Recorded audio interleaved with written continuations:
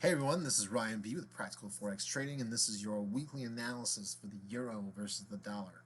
So the European euro versus the US dollar. The date is June 21st, 2020. It's 3:25 p.m. Eastern Daylight Time. Forex markets will be opening here in a few hours. So, as you can see here, my sentiment is bullish. I believe we're going to see more ups, right? Price action will continue to go up. Let's talk about why. So if we go ahead, I'm going to go ahead and remove this trend line. Let's just talk about it from a horizontal point of view. We can see here that continuing trend. The euro is continuing to go down, down. Then we have this giant whipsaw based on just a market spasm, if you will. Prices regulated, tested the $1.08 bottom several times, and then we saw this big push off here. Now we hit resistance right about 1450, which is expected, but now I see price coming to sit back on top of this $11.50 line, and if we look back historically, that made some pretty good resistance before, so I'm guessing it's going to make some pretty good support now, including we saw it right here, price use it, it was a big selling point or pivot point for the market, but now we're back on top of it. So let's go ahead and get a closer look on the 4-hour.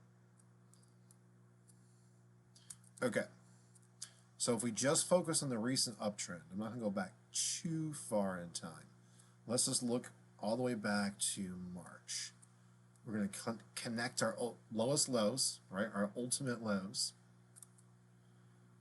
Now that's our uptrend. Now price is way up here, so in order to be able to really accurately map this, we're going to create a parallel channel.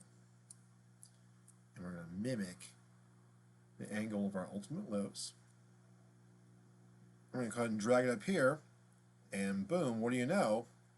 We can see price really honors this trend channel over time, and then now, after making up to 1450s, come back down and is sitting almost literally on top of this zone. Could fall a few more pips, but I'm guessing that price is going to hang out above here for the time being and continue on the uptrend. So let's go ahead and put our pivot points on here. 112.33 is the weekly pivot point. So let's go ahead and mark a horizontal line there, 112.33. I'm going to go ahead and mark that in yellow. That's our pivot. So there's a good chance we're going to see price visit that sometime this week. Whenever I think about the weekly pivot, it's kind of like the price that is most likely to occur. R1, 112.98. So if price does continue upwards, our first resistance is here. 1.1298.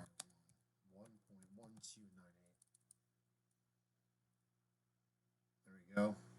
Right, so we could see happen even, well, if we look down the time clock here, we've got July, this goes to mid-July.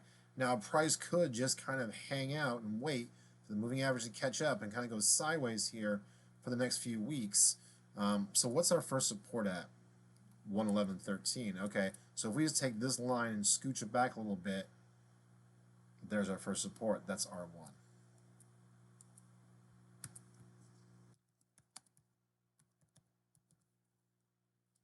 So right now in the short term, oops, I mislabeled that.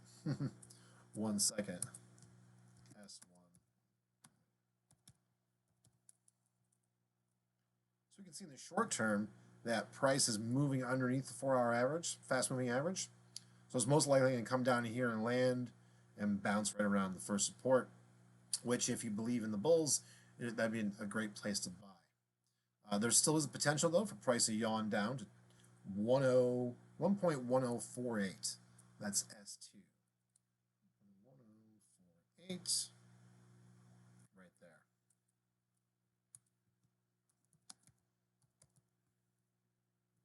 So that's pretty close, right? If we think about that, our two support zones, there's a lot of support here.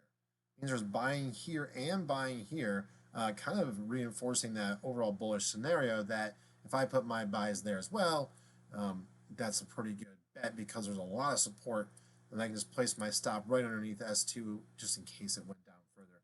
And what happened if it did? 108.63. What do you know? That's pretty close to where we had our first. There we go. That's S3. But I don't think that's going to happen. Maybe. Okay.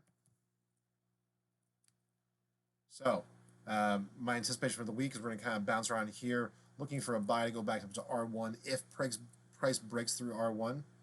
1418 is R2. That makes a lot of sense because that's right there. Our last high.